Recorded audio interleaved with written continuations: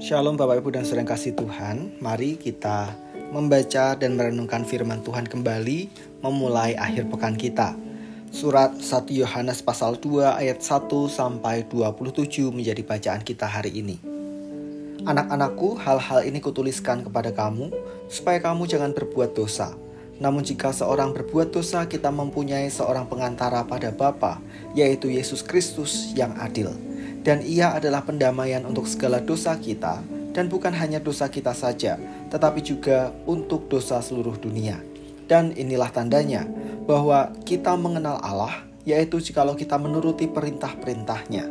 Barang siapa berkata, "Aku mengenal Dia," tetapi ia tidak menuruti perintahnya, ia adalah seorang pendusta, dan di dalamnya tidak ada kebenaran. Tetapi barang siapa menuruti firman-Nya, di dalam orang itu sungguh sudah sempurna kasih Allah. Dengan itulah kita ketahui bahwa kita ada di dalam Dia. Barang siapa mengatakan bahwa ia ada di dalam Dia, ia wajib hidup sama seperti Kristus telah hidup.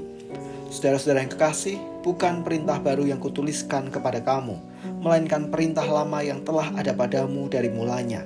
Perintah lama itu ialah firman yang telah kamu dengar. Namun perintah baru juga yang kutuliskan kepada kamu telah ternyata benar di dalam Dia dan di dalam kamu. Sebab kegelapan sedang lenyap dan terang yang benar telah bercahaya. Barang siapa berkata bahwa ia berada di dalam terang, tetapi ia membenci saudaranya, ia berada di dalam kegelapan sampai sekarang. Barang siapa mengasihi saudaranya, ia tetap berada di dalam terang, dan di dalam Dia tidak ada penyesatan.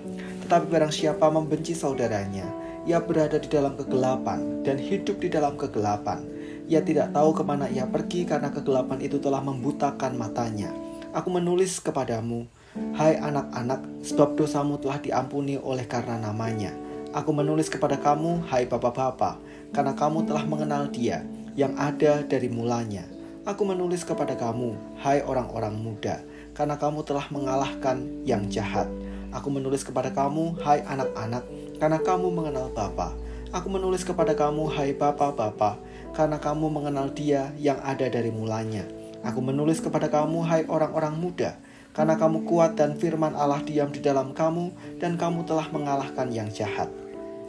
Janganlah kamu mengasihi dunia dan apa yang ada di dalamnya. Jikalau orang mengasihi dunia, maka kasih akan Bapa tidak ada di dalam orang itu. Sebab semua orang yang ada di dalam dunia, yaitu keinginan daging dan keinginan mata, serta keangkuhan hidup, bukanlah berasal dari Bapa, melainkan dari dunia. Dan dunia ini sedang lenyap dengan keinginannya, tetapi orang yang melakukan kehendak Allah tetap hidup selama-lamanya. Anak-anakku, waktu ini adalah waktu yang terakhir. Dan seperti yang telah kamu dengar, seorang antikristus akan datang. Sekarang telah bangkit banyak antikristus. Itulah tandanya bahwa waktu ini benar-benar adalah waktu yang terakhir. Memang mereka berasal dari antara kita, tetapi mereka tidak sungguh-sungguh termasuk pada kita. Sebab jika mereka sungguh-sungguh termasuk pada kita, niscaya mereka tetap bersama-sama dengan kita. Tetapi hal itu terjadi supaya menjadi nyata bahwa tidak semua mereka sungguh-sungguh termasuk pada kita. Tetapi kamu telah beroleh pengurapan dari Yang Kudus, dan dengan demikian kamu semua mengetahuinya. Aku menulis kepadamu bukan karena kamu tidak mengetahui kebenaran, tetapi justru karena kamu mengetahuinya, dan karena kamu juga mengetahui bahwa tidak ada dusta yang berasal dari kebenaran. Siapakah pendusta itu? Bukankah dia yang menyangkal bahwa Yesus adalah Kristus? Dia itu adalah antikristus, yaitu dia yang menyangkal baik Bapa maupun Anak. Sebab barang siapa menyangkal Anak, ia juga tidak memiliki Bapa. Barang siapa mengaku Anak, ia juga memiliki Bapa. Dan kamu, apa yang telah kamu dengar dari mulanya, itu harus tetap tinggal di dalam kamu. Jika apa yang telah kamu dengar dari mulanya itu tetap tinggal di dalam kamu, maka kamu akan tetap tinggal di dalam Anak dan di dalam Bapa. Dan inilah janji yang telah dijanjikannya sendiri kepada kita, yaitu hidup yang kekal. Semua itu kutulis kepadamu, yaitu mengenai orang-orang yang berusaha menyesatkan kamu. Sebab di dalam diri kamu tetap ada pengurapan yang telah kamu terima daripadanya. Karena itu tidak perlu kamu diajar oleh orang lain, tetapi sebagaimana pengurapannya mengajar kamu tentang segala sesuatu, dan pengajarannya itu benar, tidak dusta. Dan sebagaimana ia dahulu telah mengajar kamu, demikianlah hendaknya kamu tetap tinggal di dalam Dia. Kristus Sang Pengantara. Mungkin kita cukup jarang, baik ketika berdoa maupun dalam pelafalan mulut kita, menyebut Kristus sebagai pengantara. Kata pengantara, yaitu parakletos, menunjukkan peran seseorang yang mendamaikan dua pihak. Dalam hal ini, Kristus adalah pendamai kita dengan Bapa, di mana sebelum pendamaian itu terjadi, kita terpisah oleh dosa. Karena kita sudah didamaikan, sehingga kita terhubung kembali dengan Bapa, maka seharusnya kita memiliki pembaharuan batin yang terpancar lewat perilaku. Dalam hal ini, seharusnya kita tidak lagi mengasihi diri sendiri maupun mengasihi dunia, melainkan mengasihi Allah dan sesama. Mengasihi Allah adalah tindakan melakukan kehendak-Nya dengan setia. Sedangkan mengasihi sesama adalah ketiadaan rasa benci kepada sesama, khususnya saudara. Berdasarkan uraian di atas, bukan berarti tidak akan muncul rintangan. Antikristus adalah rintangan yang muncul dalam konteks bacaan kita. Siapakah antikristus itu? Mereka adalah orang-orang yang menolak kesatuan antara Bapa dan Yesus. Mereka orang-orang yang tidak mau mengakui bahwa Yesus adalah Kristus dan satu dengan Bapa. Dengan demikian, mereka juga menolak bahwa Yesus adalah Allah. Mengapa bisa terjadi? Karena orang-orang ini tidak akan dapat memahami siapakah Bapa dan Yesus Kristus. Meskipun mereka sebelumnya termasuk terhitung seperti kita, orang percaya.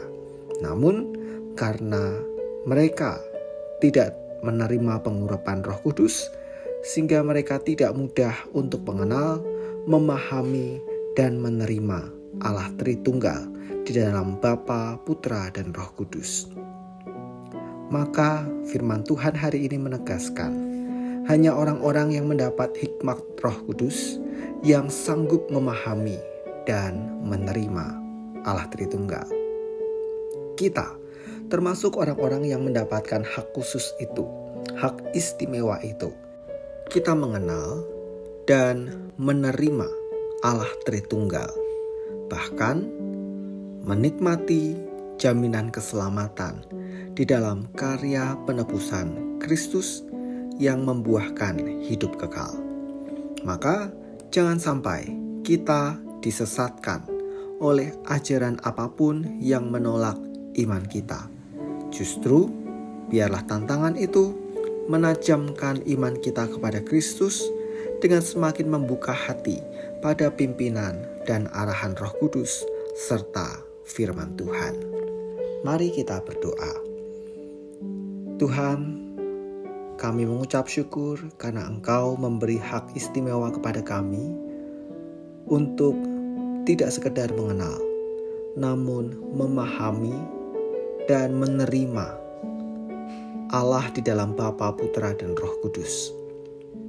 Kami menyadari bahwa